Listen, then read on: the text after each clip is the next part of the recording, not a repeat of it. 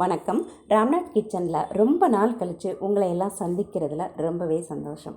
இன்றைக்கி நாம் ஒரு சமையல் வீடியோ தான் பார்க்க போகிறோம்.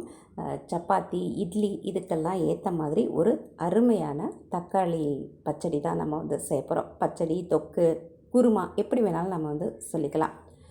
முதல்ல ஒரு பேன் காய வச்சுட்டு எண்ணெய் ஊற்றிட்டு கடுகுளுந்து, கடலைப்பருப்பு, சின்ன வெங்காயம் 100 கிராம் அதை சேர்த்துக்கலாம். கருவேப்பிலையோடு சேர்த்து நல்லா வதக்குனதுக்கப்புறம் 1/4 கிலோ அளவுக்கு தக்காளி அதை எடுத்துகிட்டு குட்டி குட்டியாக கட் பண்ணி அதில் நான் சேர்த்துக்கிறேன். சேர்த்துட்டு இது நல்லா வதங்கணும், பொறுமையாக வதங்கணும். இதுக்கு அப்புறமா என்ன பண்ணணும்னா, மஞ்சள் ஜீரகம் பவுடர் இருக்குல்ல, இருந்ததுன்னா அது கொஞ்சமாக சேர்த்துக்கலாம். இல்லைன்னா வெறும் மஞ்சள் பொடி அதுக்கப்புறம் சேர்த்துட்டு ஒரு வதக்கிட்டு தேவையான அளவு உப்பு, குழம்பு மிளகாய்த்தூள் ஒரு 1/4 ஸ்பூன் அதையும் சேர்த்துட்டு நல்லா வதக்கி விட்டுறலாம். உரப்பெல்லாம் நம்மளோட சுவைக்கு ஏற்ற மாதிரி தான். உங்களுக்கு பச்சை மிளகாய் ஃப்ளேவர் நல்லா பிடிக்கும் அப்படின்னா நம்ம நிறையா சேர்த்துக்கலாம். இல்லை அப்படின்னா அதை கூட நம்ம ஸ்கிப் பண்ணிவிட்டு வெறும் மிளகா பவுடரோடு விட்டுடலாம். அதுக்கடுத்து தேங்காய், பொட்டுக்கடலை, வாசனைக்காக வெள்ளைப்பூடு ஒரு 3-4 பூடு அதை உரித்து மிக்ஸி ஜாரில் அரைச்சி விட்டுடலாம். அரைச்சிட்டு இப்போ இதை நல்லா வதங்கிருச்சு. வதங்கலைன்னா மத்து வச்சு நல்லா மசிச்சு விட்டுறணும். இந்த அளவுக்கு.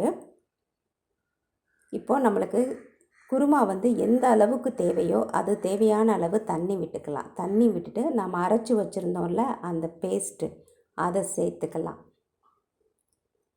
சேர்த்துட்டு நல்லா கலக்கி விட்டுடலாம். நல்லா கொதி பச்சை வாசனை போன உடனே நாம் இறக்கிற வேண்டிதான். இப்போ கொஞ்சமாக வாசனைக்காக மல்லித்தலை சேர்த்துருக்கேன். சேர்த்துட்டு ஒரு பவுலுக்கு மாற்றிடலாம். இது சப்பாத்தி, பூரி, இட்லி இப்படி எது கூட வேணாலும் சாப்பிட்றதுக்கு ரொம்பவே அருமையாக இருக்கும். அதுக்கப்புறம் இட்லி பேட்டர் உங்களுக்கு தெரியும். இட்லி மாவு எல்லாருமே ரெடி பண்ணுறது 4 கப்பு அரிசி, புழுங்கல் அரிசி, 1 கப் உளுந்து சேர்த்துட்டு மாவு அரைச்சி ஒரு 6லேருந்து 7 மணி நேரம் புளிச்சா இந்த மாதிரி பதத்துக்கு வந்துடும். இது எல்லாருக்குமே தெரிஞ்சது தானே இட்லி மாவு அப்படிங்கிறது. இப்போ நான் தட்டுகளில் இட்லி ஊற்றிட்டு மூடிடலாம். கொஞ்சம் நேரம் ஆன உடனே ஓப்பன் பண்ணி நம்ம வெந்துருச்சான்னு பார்த்துக்கலாம். ஒட்டலை. ஓகே, இப்போ இட்லி ரெடி ஆயிடுச்சு. அதுவும் சந்தேகமாக இருந்துச்சுன்னா அப்படி தண்ணி வச்சுட்டு லேசாக தொட்டு பார்த்தோம்னா வெந்தது தெரிஞ்சிடும். இப்போ ஒரு பிளேட்டுக்கு மாற்றிடலாம். காலையில் சாப்பிட்றதுக்கு ரொம்பவே நல்லாயிருக்கும். இட்லி வேண்டான்னு சொல்கிறவங்க கூட சாப்பிடுவாங்க. அந்த அளவுக்கு அட்டகாசமான சுவையில் இருக்கும். இப்போ ஒரு பவுலுக்கு மாற்றிட்டு நான்